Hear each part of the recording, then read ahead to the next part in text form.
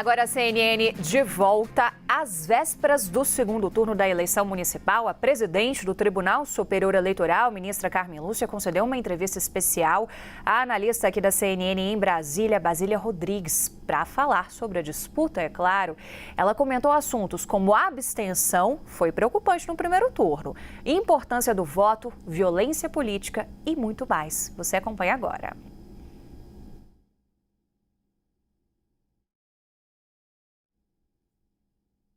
Acho que a gente está com um probleminha aqui na entrevista, pessoal. 10 horas da manhã, mais 5 minutos. A gente está aguardando aqui detalhes técnicos, tá? Coisas do ao vivo para a gente poder chamar a entrevista com a presidente do TSE, Carmen Lúcia. Mas agora, vozes da minha cabeça me avisam que sim, podemos chamar. Vamos conferir, então. Ministra do Supremo Tribunal Federal desde 2006, pela segunda vez, presidente do Tribunal Superior Eleitoral. É ela quem comanda o processo eleitoral brasileiro deste ano. Eu estou aqui com a ministra Carmen Lúcia. Muito obrigada por ter recebido a gente no seu gabinete, ter aceitado esse pedido, esse convite de entrevista, ministra. Honra minha, Basília, sempre estar com você, com a grande jornalista que é, e na CNN. Segundo turno chegou. E agora, quais são as expectativas? As expectativas são de que no próximo domingo, os mais de 33 milhões de eleitores que vão às urnas pela segunda vez para escolher o seu prefeito e o vice-prefeito compareçam em paz, de forma tranquila e alegre. O momento de escolha, que é a escolha da escolha, porque eles é que escolheram, os eleitores e as eleitoras, que não iriam decidir no primeiro turno, na primeira hora, e tem então essa segunda oportunidade, este segundo momento para escolherem seus prefeitos e vice-prefeitos. O que a gente trabalha e espera é que alegremente eles possam ir às urnas, que vão às suas cabines de votação, onde estão as sessões, e ali, sozinhos, eles escolham quem eles querem. Hoje, na semana que precede a eleição, a este segundo turno, nessas 51 cidades, municípios de 20 estados brasileiros, ninguém está eleito, ninguém deixou de ser eleito, porque é o eleitor que fala isso, é a eleitora que decide. Só depois de abrir as urnas nós vamos saber quem serão os eleitos ou as eleitas nessas 51 cidades brasileiras. A senhora acha que o eleitor está desmotivado, não está saindo de casa para votar porque acha que o jogo já ganhou, né? Já tem os eleitos, ou é mesmo um reflexo de ceticismo, desapontamento com a política brasileira? Ou um pouco de tudo? Eu acho que, basicamente, o que você está pondo é a questão da abstenção. Por que alguns não saem, por que alguns não vão, por que alguns não comparecem? Eu acho que o índice de abstenção em cada eleição precisa de ser considerado num quadro em que vários fatores atuam. Quanto mais ciente o eleitor e a eleitora fica de que o seu comparecimento é definidor da política para os próximos 4 anos, neste caso para o seu município, e isso é transformador, mas ele é instado, mas ele vai com entusiasmo para essa eleição. Este é um fator que, às vezes, não tendo, por exemplo, no segundo turno, ido alguém que ele prioritariamente, preferencialmente, ele escolheria, pode ser um fator de desânimo, mas é um fator também de ânimo, aquele que achou que, se eu não for, agora vai ser definido por outra pessoa. Alguns outros fatores incluem, por exemplo, a preocupação com as condições de tempo. A pessoa, se não estiver animada e tiver uma condição climática desfavorável, claro que isso, de alguma forma, esmurece ou pode esmurecer. Civismo não é isso, não se faz civismo de resultado, a gente faz civismo de compromisso. E por isso mesmo é que a gente, o tempo todo, convida o eleitor, lembra o eleitor da importância, porque o voto dele é o definidor. É o definidor da política nos próximos 4 anos, é o definidor de qual a cidade ele vai ter, de quem ele colocou lá, ele pode cobrar permanentemente. Então, ele deve fiscalizar, indo ou não aquele que ele prioritariamente escolheria. A política se faz com participação. A política democrática se faz com participação. Então, eu acho que é uma série de fatores. Quando a gente tiver que estudar abstenção, qual é o fator determinante, qual a conjugação de fatores que podem levar a uma maior ou menor participação. Eu acho que a importância da política na vida das pessoas precisa de ser demonstrada de maneira cada vez mais clara. E não apenas para quem participa ou já participava. Mas o meu pai votou até os 97 anos de idade. Na minha casa nunca se perguntou se era facultativo ou não, depois dos 70 ele ter votado. Acho que nunca passou pela cabeça da minha mãe ou dele que ele não iria votar. Afinal, a cidade é deles, o Brasil é o que nós fazemos que seja, e eu acho que é importante que a gente passe isso para todo mundo. No primeiro turno das eleições, o Brasil atingiu cerca de 22% de abstenção. 21,73, eu acho. Perfeito. Isso foi um valor recorde em relação a outras eleições, eleições municipais, eleições presidenciais. E agora a senhora faz uma consideração sobre esse eleitorado, esse perfil do eleitor que não é obrigado, de fato, né? Tem um voto facultativo, não precisa ir votar. A gente fala muito dos jovens. Tem também aquelas pessoas de mais idade que podem querer ficar em casa e não ir votar. A senhora acha que não é uma questão de escolha? Eu acho que é sempre tudo na vida uma questão de escolha, em primeiro lugar. Segundo, este não foi o número recorde, o índice recorde. Em 2020, claro que o meu parâmetro é muito mais 2016, nas eleições municipais, do que 2020, porque estávamos com a pandemia, que o índice superou os 25%. Em 2016, que é o mais recente em relação à eleição municipal, estou dizendo como parâmetro para nós da Justiça Eleitoral, foi quase 18%. Portanto, com mais de 21%, seria 3 e tanto por cento a mais. No mundo que mudou, numa conjuntura sociopolítica e econômica que também mudaram, mudaram as condições, mudaram, portanto, as formas de ver como essa participação se dá.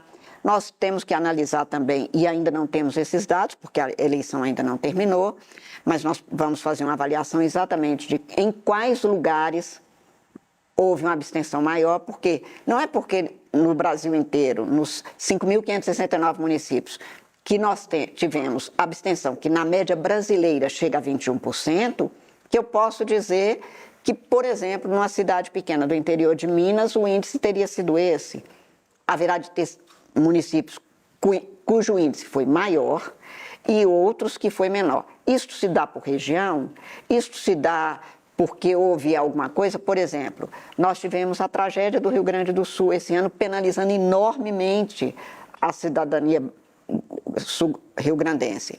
Isso impactou, isto elevou o índice de abstenção, porque houve pessoas que tiveram que sair de casa e não voltaram, ou não alteraram a sua zona eleitoral porque não quiseram e depois não foram.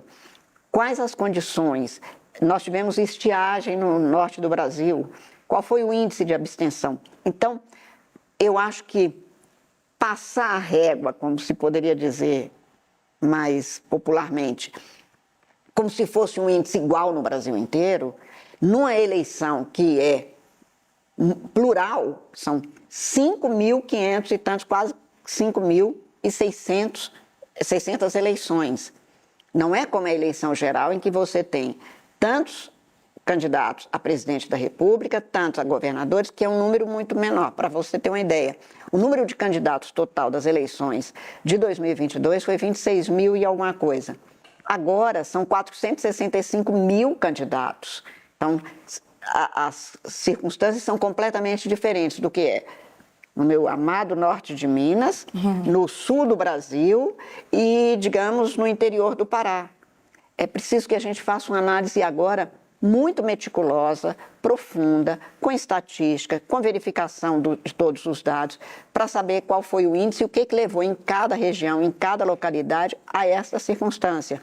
Há locais que há um número muito maior, por exemplo, de jovens que podem ter se deslocado e não quiseram voltar só para votar. E tudo isso passa, como dizia antes, pela ciência que cada um tem que ter do papel do voto no desempenho da sua liberdade na vida. Nós precisamos pensar na educação democrática para todas as pessoas, ali incluindo o que é o voto, o que é a participação política, independente de o resultado ser aquele que você gostaria num primeiro momento, mas em que você contribuiu para que o resultado não fosse aquele que você queria, participando ou não. Só para responder sobre especificamente o ponto que você coloca. Nós somos hoje, nós os velhos, as velhas, ou seja, aqueles com mais de 70 anos, 15 milhões e 800 e tantos mil pessoas. É um número muito considerável, 10% do eleitorado brasileiro. E esse voto é facultativo. Os jovens, e para os jovens, cujo voto é facultativo de 16 até 18 anos, nós temos campanhas obrigatórias legalmente. E fizemos as campanhas. A Justiça Eleitoral é o único ramo do judiciário que tem que ir onde o cidadão está. E fomos. E a participação do eleitorado jovem facultativo foi de mais de 93%. Nós, os mais velhos, as mais velhas, tivemos uma participação de menos de 50%, 48 ponto alguma coisa por cento. Eu estou falando do primeiro turno sempre, a eleição ainda não terminou. Mas claro que agora, com 33 milhões de pessoas, eu ainda não tenho esses dados. Isso significa que há uma série de dados que nós vamos ter que considerar. Nós melhoramos enormemente, por exemplo, a acessibilidade, que é um dos problemas dos idosos. Se a rua pode te causar algum tipo de transtorno e você tem alguma dificuldade de locomoção, o que é mais comum na pessoa mais idosa, é óbvio que isto desanima num dia que estiver chovendo, vai que eu saio. Mas esta rua vai considerar, sem ter as suas condições e acessibilidade ampla para você não apenas sobreviver depois dos 70, que não é isso que a nossa geração quer, nós queremos viver bem e participando. Portanto, nós precisamos de conversar sobre isso e convidar todos nós a sabermos quais são as circunstâncias, as condições que são exigíveis para que a gente possa sair de casa tranquilamente. Nós temos eleitores e eleitoras, Basília, com mais de 110 anos. No Amazonas, a eleitora que é apontada no Tribunal Regional Eleitoral do Amazonas mais idosa, com a idade mais avançada, tem 114 anos. E mesmo assim ela vai votar? Imagino que tenha ido, depois nós vamos verificar. O considerado mais idoso, nos dados que se tem do TRE do Amazonas, eu não estou falando do Brasil, estou falando do Amazonas, tem 109 anos e fez biometria 2 anos atrás.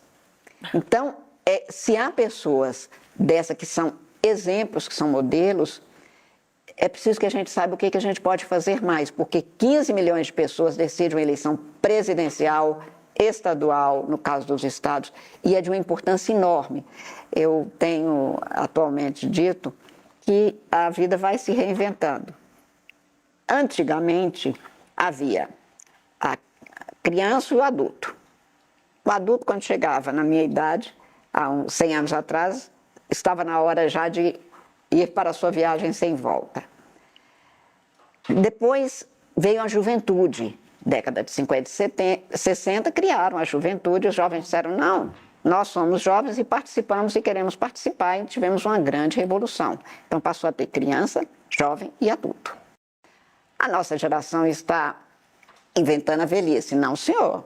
Criança, jovem, adulto, nós, os velhos que estamos vivos, participantes, reclamamos da aposentadoria, reclamamos da calçada e queremos participar para que nós tenhamos ótimas condições de vida com ampla participação. Afinal, somos nós que podemos dar o exemplo do que é a falta de democracia, porque vivemos sem ela. Qual a importância disso na vida da gente? O que é viver num regime no qual você não tem liberdade? Sim, sim. O jovem hoje acha que a democracia é um dado, é um fato consumado. Não é. Democracia é um fazer todo dia. Acho que o pior são aqueles que acham que ela nem existe, né, ministra? A democracia eu acho que não. Eu acho que o que faz muito nós, todos seres humanos, é o que nos falta.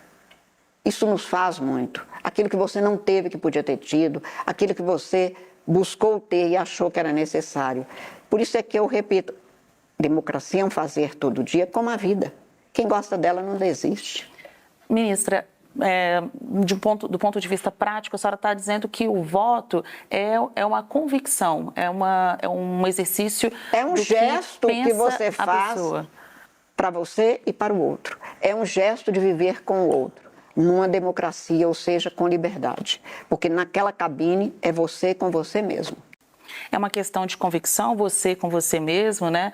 Em quem você quer votar, o que você quer para o Brasil, para a sua cidade, para o seu estado. Para você mesmo, para a sua vida. Para você mesmo, perfeitamente, e não se sentir contaminado, digamos assim, por estes números sobre abstenção. Porque existe um dado geral, mas existe a realidade de cada local. Quem não votou vai provavelmente expressar algum motivo. Este motivo é maior do que a sua vontade de livremente escolher? Você está delegando a outras pessoas que decidam por você? É isso? Ou pode ser também que conte isso. Como você dizia antes, eu não me animei com nenhum desses candidatos. Lute para mudar os candidatos. Os partidos podem oferecer outros, devem oferecer aqueles que sejam responsáveis por ter propostas coerentes com o que você quer. Aí, lições da democracia da presidente do TSE, a ministra Carmen Lúcia.